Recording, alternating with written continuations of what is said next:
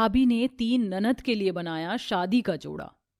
गरीब संगीता सिलाई मशीन पर बैठी कपड़े सी रही होती है। तभी उसकी तीनों ननद राधा, गौरी और नीलम वहां आती हैं। संगीता भाभी, हम तीनों कॉलेज जा रही हैं। राधा, ये लो कुछ पैसे रख लो। अरे नहीं नहीं भाभी, इसकी क्या जरूरत है। तभी संगीता की नजर तीनों ननद के पहने सूट पर जाती है जो कि पुराने हो चुके होते हैं, और वह उदास मन से कहती है, मैं जानती हूँ, मैं चाहे कितनी भी कोशिश क्यों ना कर लूं, मगर माँ जी की जगह तो नहीं ले सकती। ये पैसे रख लो। शुक्रिया भाभी, अब हम चलते हैं। ननद के जाने के बाद संगीता फिर से कपड़े सीने बैठ जाती है और रोते हुए कहती है, दिन रात इतनी मेहनत से कपड़े सिलने के बाद भी मुझ गरीब दर्जी भाभी की तीनों ननद ने फटा पुराना सूट पहना था। मैं एक अच्छी भाभी नहीं बन पाई। तभी संगीता देखती है कि सिले हुए कपड़े खराब हो गए हैं। हे भगवान, ये क्या, ये ब्लाउज तो खराब हो गया। कामिनी जी ने कितने भरोसे के साथ मुझे ये ब्लाउज सिलने को दिया था। अब तो ये ठीक भी नहीं हो सकता। मैं उन्हें क्या जवाब दूंगी। ये सोचकर संगीता उदास हो जाती है। तभी अनुपमा एक महंगे से लहंगे को सिलने का कपड़ा लेकर आती है। अरे संगीता, अंदर हो क्या? जी हाँ अनुपमा जी, आइए ना। ये लो, ये मेरी बेटी का शादी का लहंगा है, इसे सी देना। 2 दिन में मेरी बेटी सिया की शादी है। अरे वाह अनुपमा जी, इस लहंगे का कपड़ा तो बहुत महंगा लगता है। हाँ, वो मखमल का कपड़ा है ना, और फिर शादियां कोई बार बार थोड़ी होती है। वैसे संगीता, तुम्हारी 3 नंद भी तो शादी के लायक हो गई। तुम कब करोगी उनकी शादियां? अनुपमा के इस बात पर संगीता उदास होकर कहती है, मैं और मोहन जी मेरी ननद के लिए रिश्ता तो ढूंढ ही रहे हैं, मगर आज के इस महंगाई के जमाने में बिना दहेज दिए अच्छे रिश्ते मिलते ही कहाँ हैं अनुपमा जी। और फिर मैं गरीब दर्जी, दिन रात की मेहनत से कपड़े सीकर जो भी कमाती हूँ उससे घर का खर्चा ही चल पाता है। मैं तुम्हारी परेशानियां समझती हूँ संगीता, मगर तुम्हारी तीनों नंद देखने में सुंदर हैं। बिना दहेज के भी रिश्ता तो लग जाएगा। कहो तो मैं ढूंढूं? जी जरूर अनुपमा जी, आपका मुझ पर बड़ा उपकार होगा। थोड़े ही दिनों में अनुपमा के बताए गए पते पर सुमित्रा अपने 3 बेटों आनंद, प्रेम और विवेक का रिश्ता लेकर आने वाली होती है। संगीता, ये लो, मुश्किल से आज एक गोदाम में राशन की बोरी ढोने का काम मिल गया था। 50 रुपए कमा पाया। मोहन जी, इतनी महंगाई में 50 रुपए से क्या होगा? क्या करूं संगीता, कोई पक्का काम मिलता ही नहीं। मेरी तरह जाने कितने गरीब बेचारे काम के लिए भूखे बैठे हैं। सुनिए, अनुपमा जी ने एक रिश्ता बताया है। वो कल राधा, गौरी और नीलम को देखने आ रहे हैं। गरीबी के चलते बेचारी गरीब भाभी रात भर जाग कर कपड़ों के कतरन जोड़ जोड़ कर अपनी तीनों ननद के लिए एक एक सूट सिल कर देती है। तीनों बहनें सुमित्रा के पैर छूकर आशीर्वाद लेती हैं और उन्हें चाय नाश्ता परोसती हैं। माँ जी, चाय। संगीता, मुझे तो तुम्हारी तीनों नंद बहुत पसंद है। ये रिश्ता तो पक्का समझो। अनुपमा जी ने मुझे तुम्हारे घर की गरीबी भरी हालतों के बारे में बताया था, इसलिए मुझे कोई दहेज नहीं चाहिए। बस हमारे बारातियों का अच्छे से स्वागत कर देना और एक जोड़े में अपनी ननद को विदा कर देना। ये सुनकर गरीब भाभी भराई आंखों से हाथ जोड़कर कहती है, बहुत बहुत शुक्रिया माँ जी। संगीता के हाथों कपड़ों के खराब होने के चलते अब कोई भी उससे कपड़े नहीं सिलवाता। वहीं मोहन को भी कोई भी मजदूरी का काम नहीं मिलता। ऐसे में देखते ही देखते शादी का दिन भी पास आ जाता है। संगीता मन हल्का करने के लिए एक फूलों के बाग में आती है जहाँ वह अक्सर आया करती थी। हम गरीबों को अपनी जिंदगी में कितनी परेशानियां उठानी पड़ती हैं। काश कि गरीबों की जिंदगी इन फूलों की तरह ही खुशियों के रंगों से भरी होती। 2 दिन में मेरी तीनों ननद की शादी है और मुझ गरीब दर्जी भाभी के पास एक फूटी कौड़ी भी नहीं है। ऐसे में मैं सुमित्रा जी को दिया हुआ वादा कैसे निभा पाऊंगी? तभी अचानक संगीता की नजर बगीचे के बीच रखे एक लाल पोटली पर जाती है। जैसे ही संगीता पोटली को खोलती है, उसमें नोटों की गड्डियां भरी होती हैं। इतने सारे पैसे भला यहाँ पर कौन छोड़ गया है? उस इंसान ने ये पैसे कितने मेहनत से कमाए होंगे। मुझे यही इंतजार करना चाहिए। संगीता पोटली लेकर वहीं बैठी रहती है कि तभी उसकी आंख लग जाती है और वह सपना देखती है जहां एक देवी उसे दर्शन देती हैं। बेटी, ये धन मेरी तरफ से तुम तोहफा समझो, क्योंकि तुम्हारी वजह से इस जंगल के बगीचे में ये जान है और ये रंग बिरंगे फूल खिले हैं, इसलिए ये पैसे तुम्हारे हैं। इसी के साथ संगीता की आंख खुल जाती है और वह पैसे लेकर घर आ जाती है। भाभी, कहाँ चली गई थी आप? सुबह से आपने कुछ भी नहीं खाया है। अरे मेरी प्यारी ननद, ब्याह के घर में ऐसी भाग दौड़ी तो लगी रहती है। 2 दिन बाद तुम तीनों अपनी इस गरीब दर्जी भाभी के घर से डोली में बैठकर विदा हो जाओगी। फिर कौन खाना लेकर मेरे पीछे पीछे आएगा? अपनी गरीब दर्जी भाभी की बात सुनकर उसकी तीनों ननद का दिल भर आता है। उन पैसों से संगीता बड़े ही अच्छे तरीके से शादी का टेंट लगवाती है।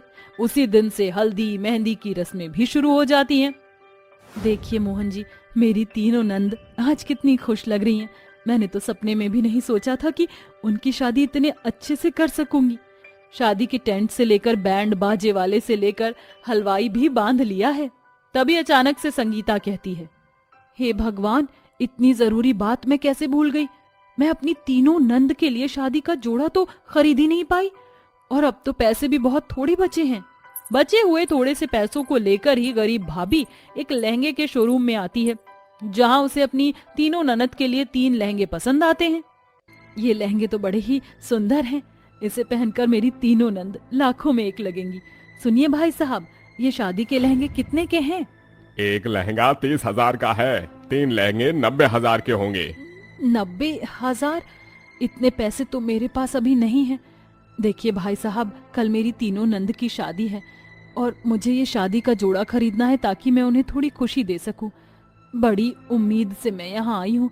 मैं एक दर्जी हूँ, ये लहंगे मुझे थोड़े सस्ते में दे दीजिए, बदले में मैं आपकी दुकान के लिए कपड़े सिल दूंगी।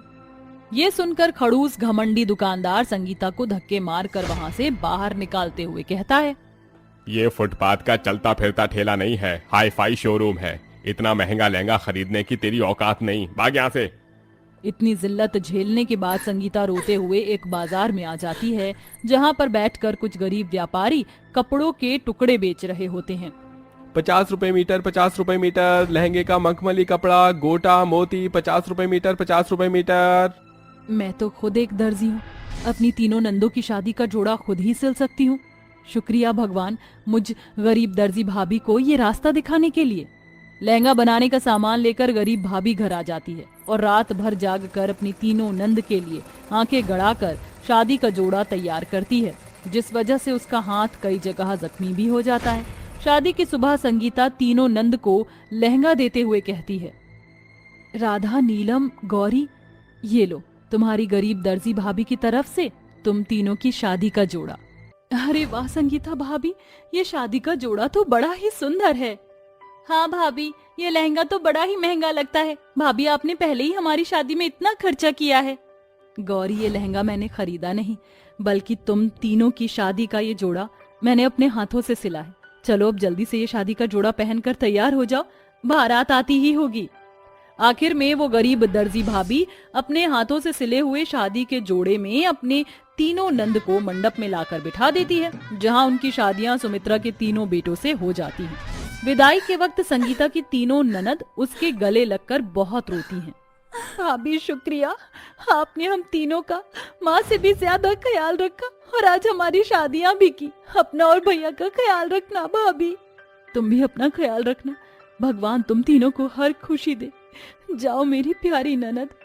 संगीता ने अपनी तीनों ननद के लिए सिले सुंदर शादी के जोड़े के बाद से उसे बहुत सारे लहंगे सिलने के ऑर्डर आने लगते हैं, जिसके बाद बहुत जल्द संगीता अपने हाथों के हुनर और मेहनत से अपनी गरीबी भरी जिंदगी को भी ठीक कर लेती है। चांदनी स्वेटर बुन रही थी, तभी मोहन घर आ जाता है। मोहन जी, आप आ गए।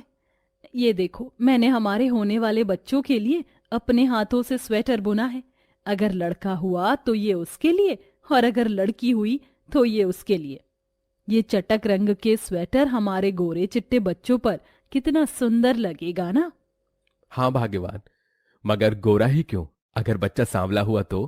काले होने का तो सवाल ही नहीं उठता, क्योंकि बच्चा माँ पड़ जाता है, और मैं तो इतनी गोरी और सुंदर हूँ, इसलिए मेरा बच्चा भी सुंदर होगा। इसी तरह से दिन बीतते हैं और कुछ दिनों बाद चांदनी को लेबर पेन शुरू हो जाता है। मोहन उसे अस्पताल लेकर आता है, जहां वो 2 जुड़वा बेटियों को जन्म देती है, जिसमें से एक बेटी काली तो एक गोरी होती है। नर्स, कहाँ हैं मेरी बच्चियां?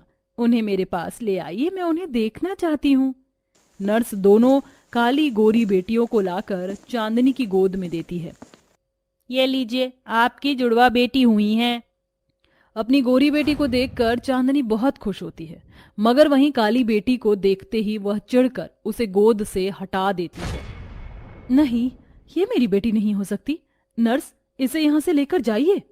भाग्यवान, ये तुम कैसी बात कर रही हो? ये भी हमारी ही बेटी है।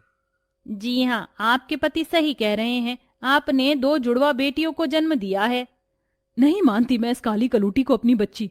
मेरी बेटी ये है, और मेरे आंखों का तारा भी। अपनी एक बेटी के काले होने के चलते चांदनी उसे नहीं अपनाती, और यहाँ तक कि दूध तक भी नहीं पिलाती। अपनी दूसरी बेटी की गोरी और सुंदर होने के कारण वो उसका नाम तारा रखती है।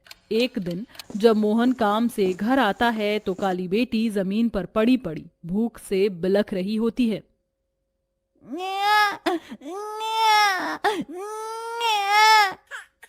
अरे कैसी माँ हो तुम? यहाँ ये मासूम भूख से रोई जा रही है और तुम तारा को गोद में लिए बैठी हो। इसे थोड़ा सा दूध तो पिला दो। मैं इस काली कलूटी को अपना दूध नहीं पिलाऊंगी। अगर तुम्हें इस काली बेटी के लिए इतना ही बुरा लगता है तो इसे भी अपने साथ लेकर जाया करो, फिर वही खरीद कर पिलाते रहना इसे दूध। मोहन राधा को अपनी गोद में उठा लेता है। गुजरते समय के साथ तारा और राधा 7 साल की हो जाती हैं। देखो तो मेरी तारा बेटी इस फ्रॉक में और इस सुंदर सी चोटी में एकदम परी लग रही है। सच में माँ? हाँ मेरी लानी बेटी, सच में। अपनी माँ को अपनी गोरी बहन के साथ इतना लाड प्यार करते देखकर दूर खड़ी राधा अंदर आती है। माँ, मेरी भी चोटी बना दो, मुझे भी पाउडर लगा दो ना, ताकि मैं भी तारा के जैसे सुंदर लगूं। ये सुनकर चांदनी अपनी बेटी के काले रंग पर हंसने लगती है। क्या कहा? तू काली कलूटी मेरी तारा जितनी सुंदर कभी नहीं लगेगी। क्यों माँ, मैं तारा जितनी सुंदर क्यों नहीं लग सकती?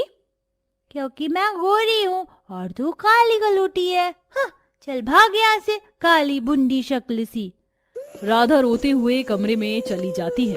इसी फर्क के साथ अब कई साल बीत जाते हैं और दोनों बहनें बड़ी हो जाती हैं।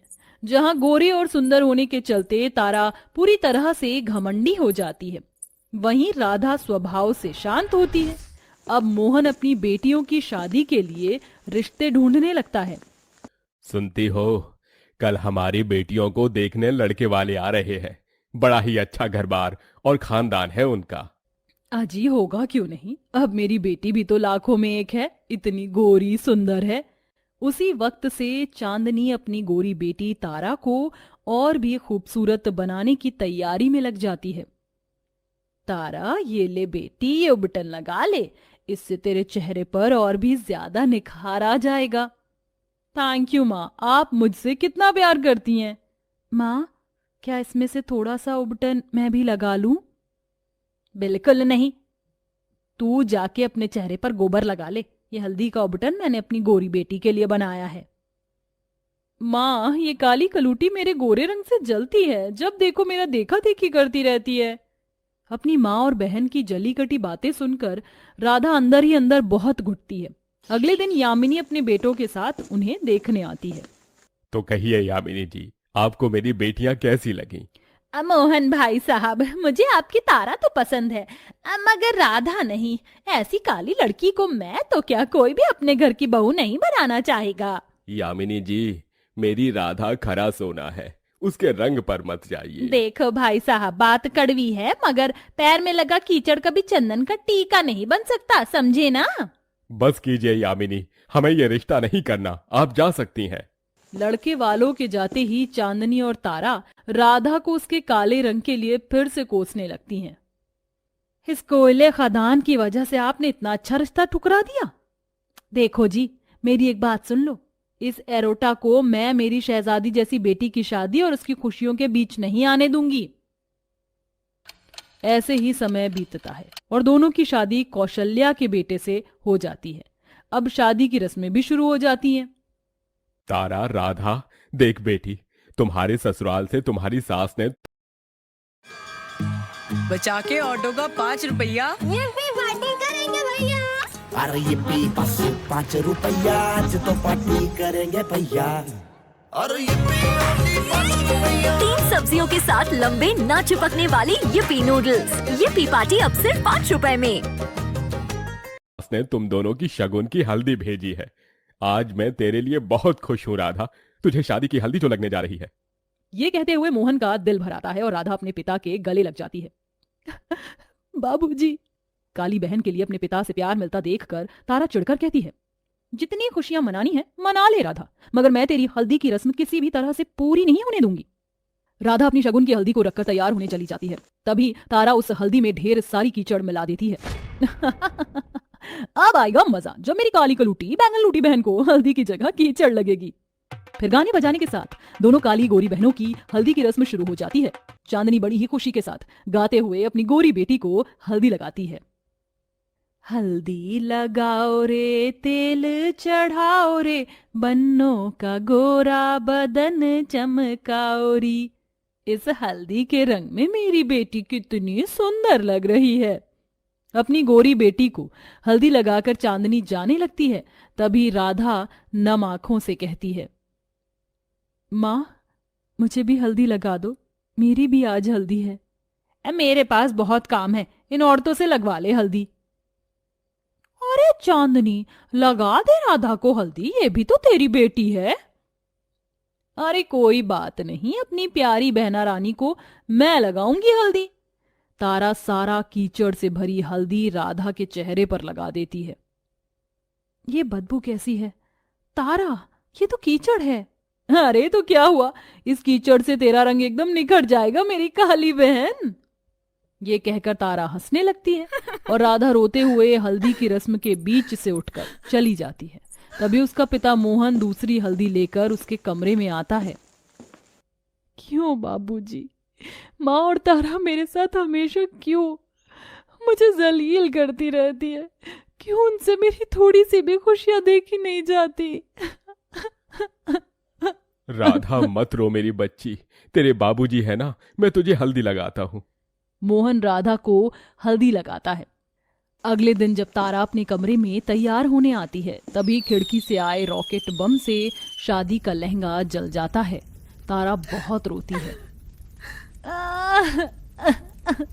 मेरी शादी का लहंगा जल गया, अब मैं क्या पहनूंगी? माँ, मेरे ससुराल वालों ने शादी के लिए कितना महंगा लहंगा भेजा था, मैं उन्हें क्या जवाब दूंगी? अपनी बहन को ऐसे रोता देखकर उसकी खुशी के लिए राधा उसे अपना लहंगा दे देती है। तारा, रो मत, ये लो, तुम मेरी शादी का लहंगा पहन लो। मगर तुम क्या पहनोगी? मैं माँ की शादी का लहंगा पहन लूंगी, समझ लूंगी वही माँ का मेरे लिए आशीर्वाद होगा। चांदनी अपनी शादी का लहंगा राधा को दे देती है और दोनों तैयार हो जाती हैं। तभी चांदनी हाथ जोड़कर कहती है, राधा मेरी बेटी, हो सके तो अपनी माँ को माफ कर देना। माँ होकर भी मैं जिंदगी भर तुझे तेरे काले रंग के लिए कोसती रही, कभी ममता भरा हाथ तेरे सर पर भी नहीं रखा, तुझ पर अपनी ममता तक भी नहीं लुटाई, और आज गलती का एहसास भी हुआ तो तब जब तू अपनी माँ के घर आंगन को छोड़कर जा रही है। राधा, मुझे भी माफ कर देना, मैंने ही तुम्हारी हल्दी की रस्म बिगाड़ने के लिए उसमें कीचड़ मिलाया था, मगर तुमने तो मेरी खुशी के लिए एक पल में अपनी शादी का लहंगा भी मुझे दे दिया। तारा, तुम मेरी बहन हो और मैं तुम्हें हमेशा दिल से खुश देखना चाहती हूँ। और माँ, आज मैं आपके घर से जा रही हूँ, बस अपनी इस बदनसीब काली बेटी के सर पर हाथ रखकर आशीर्वाद दे देना और खुशी खुशी मेरी विदाई कर देना। ये सुनकर चांदनी अपनी काली बेटी को सीने से लगाकर बहुत रोती है। इसके बाद राधा और तारा की शादी हो जाती है और मोहन और चांदनी उन्हें आंसू भरी आंखों से आशीर्वाद देकर विदा कर देते हैं।